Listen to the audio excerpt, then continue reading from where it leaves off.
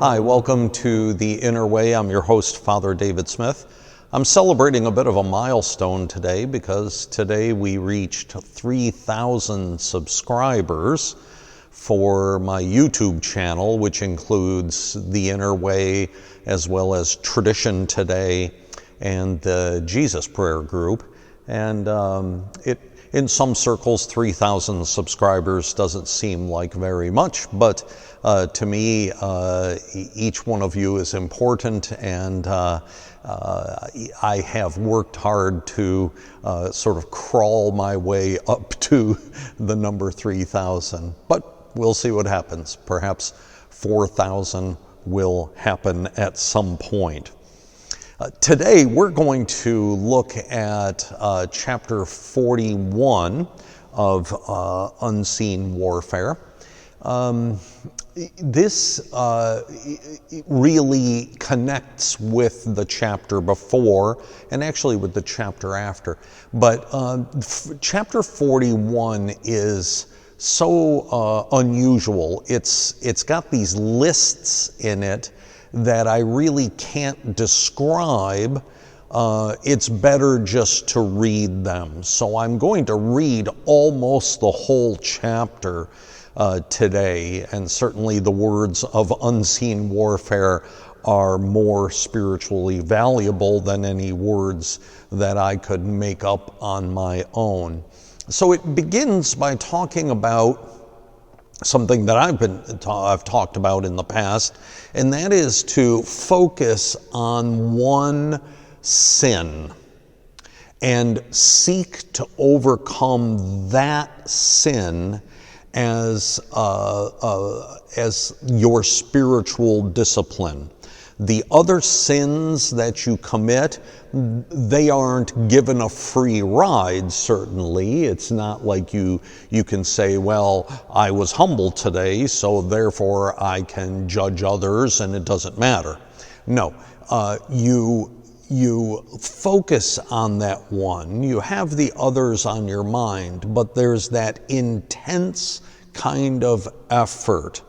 And there's a lot to be said for doing that. As a matter of fact, right now I'm doing a podcast on Ancient Faith Radio called Watchful Eating. And I've talked in the past about my problems with eating and food. And this is, the podcast is specifically about my laser-like attention to the issue of eating and food, so that I continually look at that one issue during the course of the day.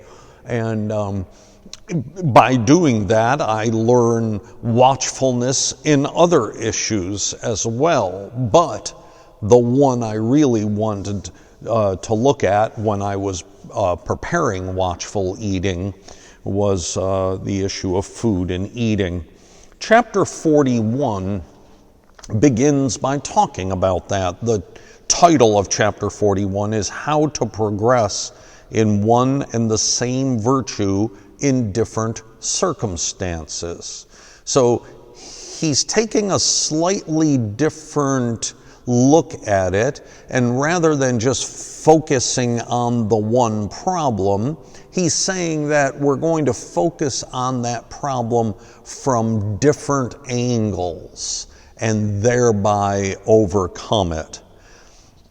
This is how he explains himself. I'm going to read almost the whole second paragraph. As a matter of fact, I don't think we'll do the graphics. We'll do the graphics somehow different because there is so much reading to be done here.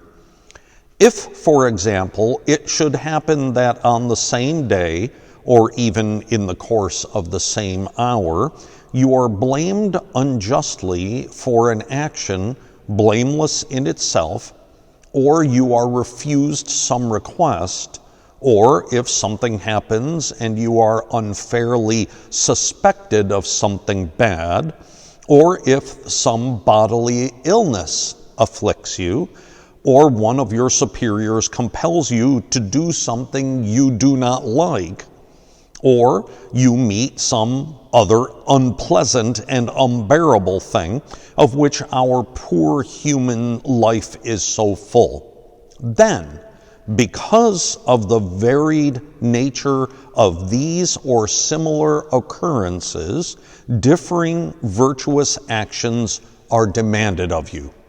But, following the rule you have just established, it is better for you to direct them all towards exercising yourself in the particular virtue you are working on at the time. So in other words, he really takes it beyond, for instance, what I was talking about. When I talk about food and eating, the issue has really to do with food and eating. It's not what it's like when I'm dealing with difficult people or when I'm feeling lazy or something like that. No, I have that particular thing, but he's looking at it differently and saying that a number of different things may be happening to you, and you are going to use all of them to focus on the one virtue you have decided to acquire. This is the third paragraph. Thus, if at the moment you meet the occurrences mentioned, you are chiefly exercising yourself in patience, then take care to endure them with patience and joy. If you are chiefly occupied with progress in humility, strive to realize that you deserve every kind of evil and have earned the adversities you have met with. If your work is to acquire the virtue of obedience, force yourself to bend your neck submissively to the mighty hand of God and, for the sake of pleasing Him, submit willingly to His creatures, whether or not they have reason or life, through whom He sends you these adversities and afflictions. If you are striving to succeed in poverty, incite in yourself contentment, joy, and thankfulness that you are deprived of all earthly and worldly comfort. If you labor at making your love both higher and more deeply rooted, try to provoke in yourself feelings of love for your neighbor, since at that moment he is an instrument of the good you may extract from these incidents. And urge yourself to love of God, since, now as always, He is the first, the word He, it refers to God, is the first cause of love and sends such afflictions or allows them for your spiritual progress. I'm writing a sermon for this coming weekend on the Sunday of the Blind Man, and in that gospel reading, the disciples asked Jesus who sinned, this man or his parents, that he was born blind. Jesus said, that's not the question. The question is, how do we glorify God in everything that happens? That's exactly what unseen warfare is saying. When you have these things happen that seem so terrible, that are so burdensome, you look to how it is that God is making Himself known in your life. It's difficult.